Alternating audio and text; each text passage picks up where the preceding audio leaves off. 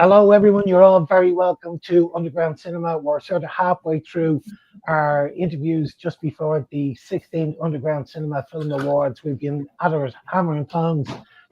I said tongs, I should have said tongs for the past week, interviewing as many nominees as we possibly can before the awards.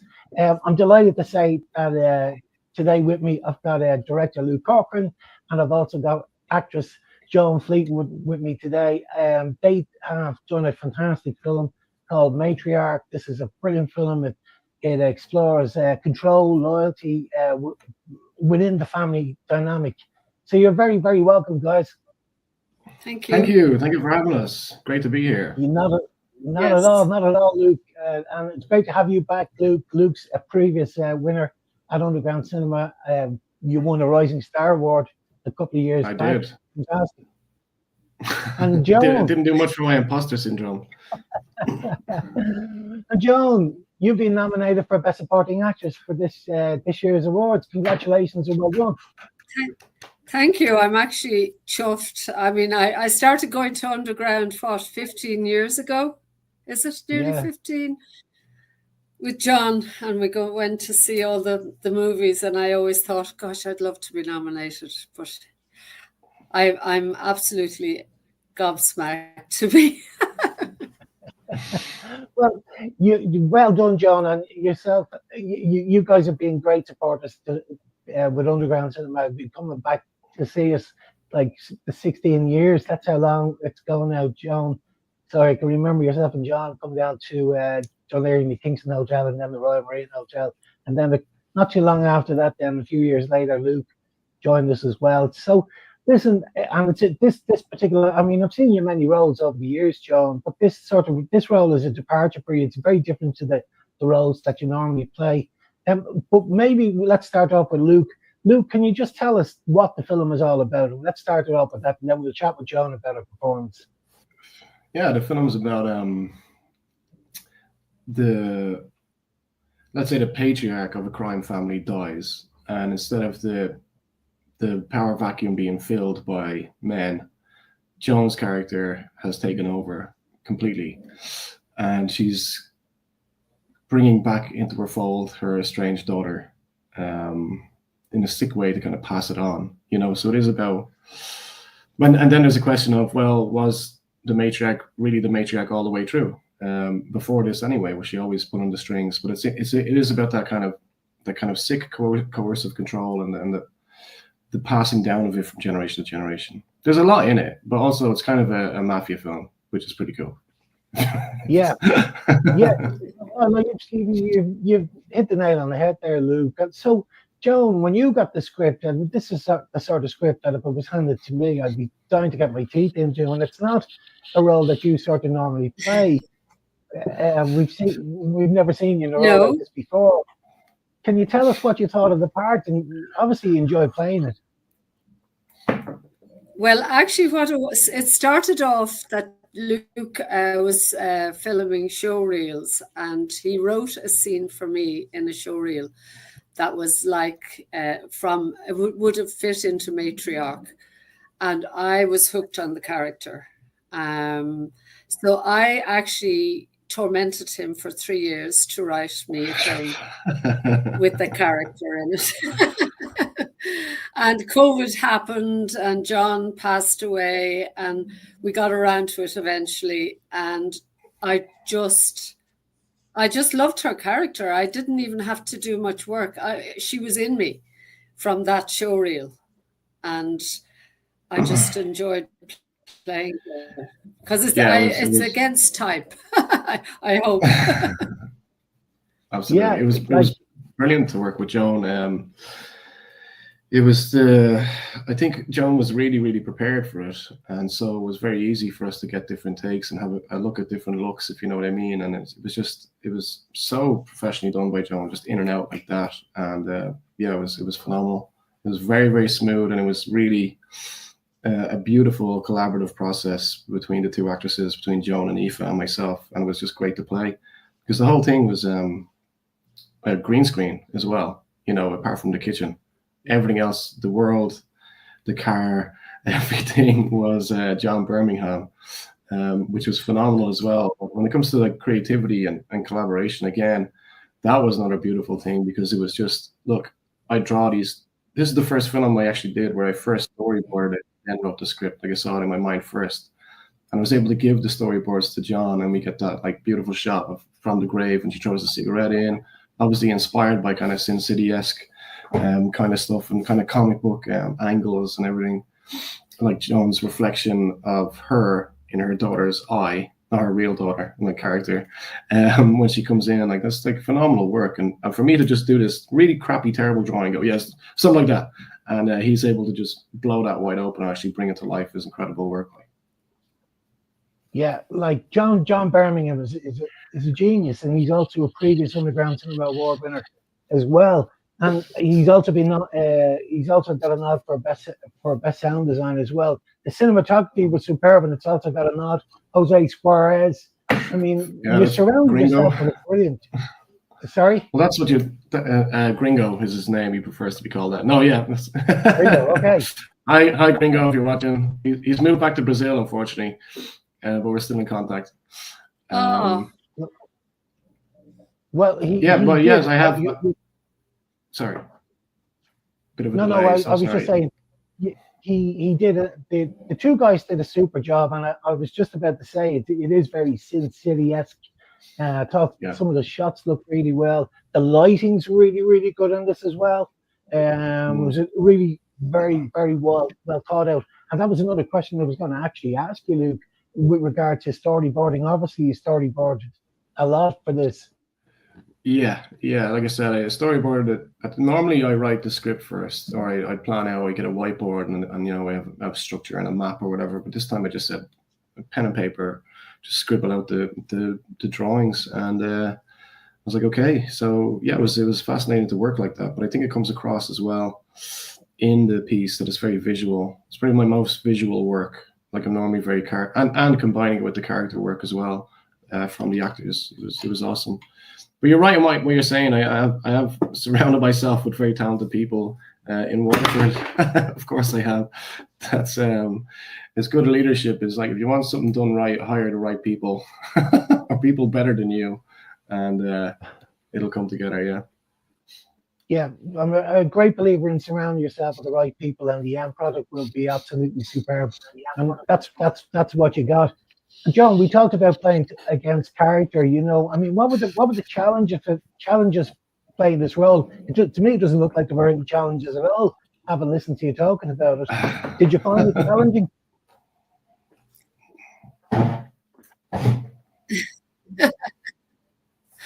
Well, actually, I didn't feel like it was a challenge. I was more. I think it was just more that I would do what Luke wanted as well, but and what he was trying to tell in the story. But I just felt the only hard thing about it was we were frozen in the warehouse. Yeah. But it was fun. It was a lot of fun. I didn't feel like it was work. I mean, as they say, when if you're doing what you love, you're not working. So I just I suppose I got into her character when we had done the first scene, and I just felt like that a sort of. I love the matriarch style of it, that a woman would be running this gangland family, and it just appealed to me. Yeah, you're acting alongside. It was totally different to anything I've ever done before. You're acting alongside Aoife Commons. The two of you worked really well together.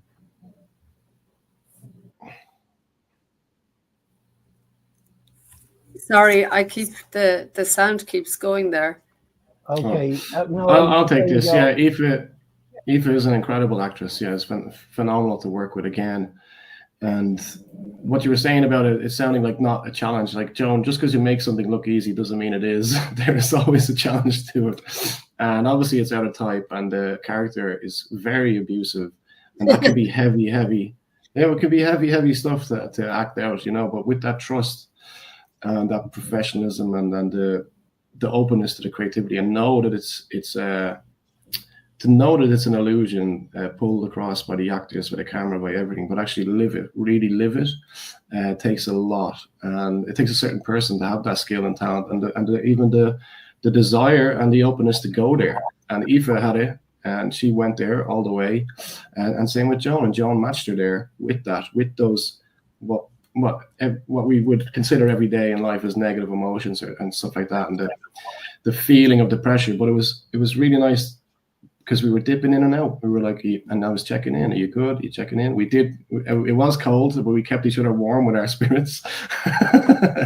But also just to check in with the actors and know, like I'm an acting coach as well, so it's lovely to just have that smoothness to it. And maybe that's why it was effortless. But again, just because it looks easy doesn't mean it was, I guess. Yeah. Absolutely, Luke. I mean, you're a theatre director as well, so probably my next question as well would be, what's your style?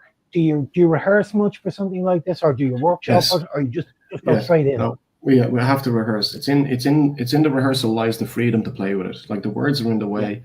Everything is in the way. Like, you think like the words are just it. They're not. They're actually the first and only obstacle. You absorb the words completely. Then you practice the scenes, and after you practice and you live it loads, you're like, oh, this makes more sense to go here, or if I try this is great.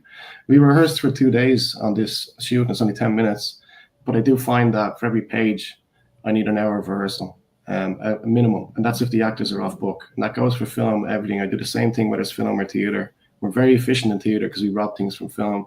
We're very open and creative in film because we rob things from theatre. So with the rehearsal process, again, it was 2 days. Joan came down from Dublin. Aoife came from Cork. We were in Waterford, in the Waterford Film Centre. Check them out on Instagram. Give them a follow. There's your plug, Flavia. And it was awesome. And what happened was, I recorded the rehearsal. And I recorded the rehearsal so I could go home, watch the rehearsal, and then have my notes for the next rehearsal, which was a week later.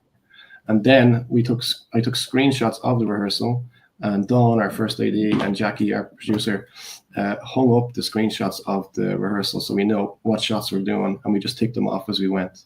Because again, it was 2 day shoot or 2.5 day shoot in green screen. We had our, the fight scene as well took a lot longer than we thought. And that's where I learned, like, fight scenes, I really need to cover them a lot, Yeah, it sounds to me like you're combining your theatre experience with your film experience, which is super. So if you just step back and talk about theatre as well. In theatre, you do a lot of workshopping, improvisation. Did you let the actors improv, or did you stick to the script? Yeah. So it's the scene where Aoife's character is stuck in a room and she's detoxing against her will. It's a lighthearted family comedy. She improv. Like, I was able to guide her and say what she's experiencing, but even that, it only took minimal guidance from me, and just giving her as a director the permissions, like, yes, you can go this deep, yes, you can go this big, yes, it can hurt this much for the character, for sure, and just encourage that. But in the improv, I think everything's improv. I'm improving right now. Like, every day is improv, but so you need the constraints, like the Meisner technique, which is what I teach. Meisner called that pure improv, because you're not trying to invent the story. Like, the story is already taken care of. I said the words are in the way. Once you have all that absorbed and it's in your body and it's alive, you are improving. So different things can happen every night in theatre, but the words will always mean what they mean. It's that gap between what's said, how it's said. It might seem like there's no gap. There's a big, massive, massive gap, and it's actually in that gap that kind of constitutes us. And I like to play there. We're seeing a lot of stronger female roles in film and TV at the moment. Certainly, when I was watching this now, I was thinking about the strong leads in Peaky Blinders. The strong female characters. You think about Gangs of London as well. Strong female roles in that. It's encouraging, really, to see those sort of roles now on TV and film. Yeah, definitely. I agree. And when you were working on the shoot, did it ever get to a point where you felt this actually could make a very good feature film? Giving Joan ideas now. Yeah. I'd be holding you to this. I've always wanted to write a series. Like, I'm a fast writer, and they do take a lot of playwrights into TV, and like lately that's been a trend. I think it would suit more as a series than a feature film. I don't know if I do. No, never say never. But yeah, I'd love to see it as a series. I mean, there's fantastic characters in there. You've got JP Albuquerque playing Jones Heavy. You have Ryan Murray, who's getting beaten up and looks great when he's getting beaten up. He's a great actor on the way up as well. Starting off with me, and SJ Darm as well, because you have your, like I said, female characters. And SJ actually reached out to me when I was applying for heavies, and I never said what gender.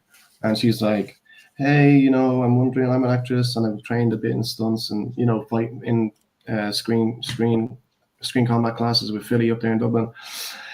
And what do you like? I know it's a man role." And I was like, it's not actually a man role. And I was like, okay, send me on audition tape for the role of Heavy, and she got it, and she beat the shit out of Ryan as well, perfectly well. So it was great.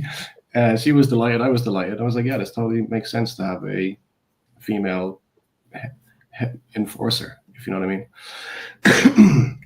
I think it's good to Luke always, he's a great director, but he's also a great acting coach, and in his eyes nothing is wrong. So it gives you freedom when you're acting, that you can't do any wrong. It may not be what he wants, but it's not wrong.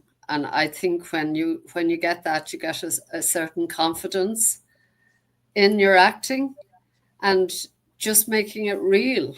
Like he's great at getting me to cry. Just what buttons to push, and it makes it easy. It just makes, and acting is you're telling a story, but it's in you as well. Do you know what I mean? Because he's making it that it's an important skill to have. I believe that the two really important people on the set. There's lots. Everybody's important. Don't get me wrong, but the two really important people on the set are the director and the first AD. The director. Both people have got to have really good people management skills.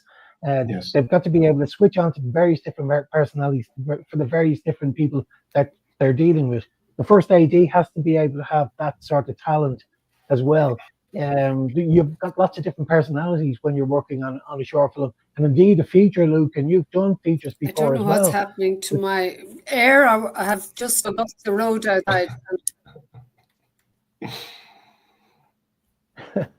Don't worry, Joan. We've lost Joan. Well, look, we'll keep it going. But I think it is. You need to be you need to have really good people skills as a director and a first AD, and I think you do it with aplomb, Luke.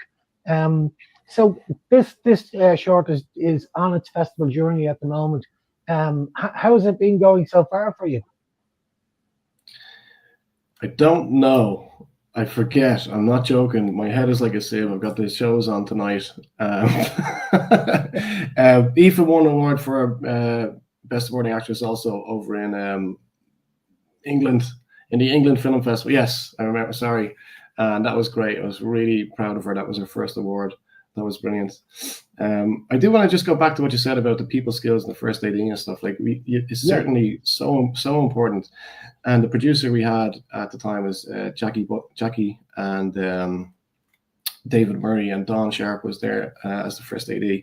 They're phenomenal people to work with. It really is. Like for me, the atmosphere is the most important thing, and it's not a measurable thing. And anybody who's very intellectual or logical will be like, "Oh, the atmosphere doesn't matter. Just do the fucking job." I'm like, fuck off is my honest answer to that. Sorry for swearing. The atmosphere must have that freedom, creativity, respect, just compassion and kindness. You're basically playing cops and robbers for adults, you know, and you can sometimes get paid for it. That's all it is, and it's a privilege and a gift to be able to play as an adult. So to have that, the atmosphere needs to be very conducive towards the magic, because you're essentially a dream machine. And we had a dream machine, and we have a dream machine in Waterford here. Yeah. Brilliant. So what is the dream team and the dream machine doing next? Have you anything in the pipeline? Apart from I've got something. Well, the theatre, I've got something that I have to keep secret at the minute, so you know what that means, Dave. It's really good news. And yes, I'm just aiming very high next year. I'm planning for next year, and I'm aiming very high next year. Brilliant. That's great. Sounds great. And Joan, anything in the pipeline? Well, I just finished a 6-month course with Bow Street, so I am going to try and get myself a new agent, because my agent retired. So any agents out there looking for great female actresses, I'm available. I'm glad you said your agent retired, and that's the reason why you're getting a new one, because you're like, I thought you were going to say my agent is crap. I was going to say the same, Luke. He retired, not fired. I thought I was going to have to do some editing, Joan.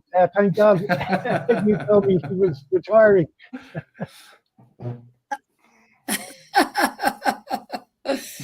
No, not fired, retired.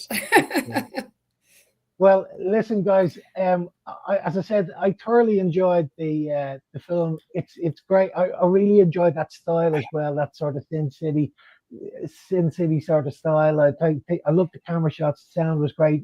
It's thoroughly deserved the nominations that it got this year. I hope it goes really well on the festival circuit. It's a really cool sort of piece to. I'd like to see it on a big screen. You know, I've watched it on the monitor, so I've got a big screen in here in my house here, but I'd love to see it in an actual cinema. I'd say it looks fantastic. Yeah, absolutely, it does. Super. Well, listen, thanks a million, guys. And thank you so much, Dave. Well, I'll be at the award ceremonies. We see. Joan, you'll have to pick out a nice goon for the night. I will, don't worry. I'll be there. Okay. I think all my family are coming as well, so.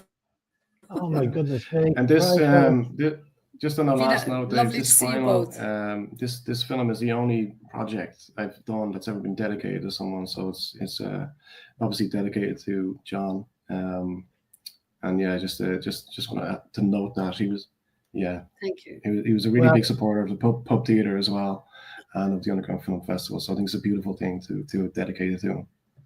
Yeah, he was an absolute fantastic supporter of underground cinema back in the day. He used to light up the room every time he walked in. You always knew when Joan Fleetwood was around, and Joan, of course, by his side. So you were great supporters when we were doing the live screenings in Dunleary. He was a gentleman. I always had a great time for him. We always had great conversations at the end of the evening. So it's a great tribute to him, Joan. Nice thing to do, Luke. Well done. Absolutely. And he loved it because it was totally different to his day job, and he loved meeting everyone. Like he was such a great supporter of myself as well. Like he encouraged me to do stuff, and I wouldn't have been able to do it without him behind me. You know the old saying, Joan. Behind every great woman is a great man.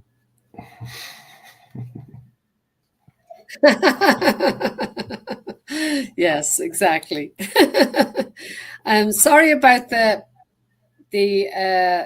here, because air are digging up the road outside. So I think my Wi-Fi has gone a bit crazy. So it was coming in and out there. I'm sorry about that. Don't worry at all. Okay, guys, thanks a million for joining me, and we look forward to seeing you at the awards. Thank you, Luke. Thanks a million. Thanks a million. Okay.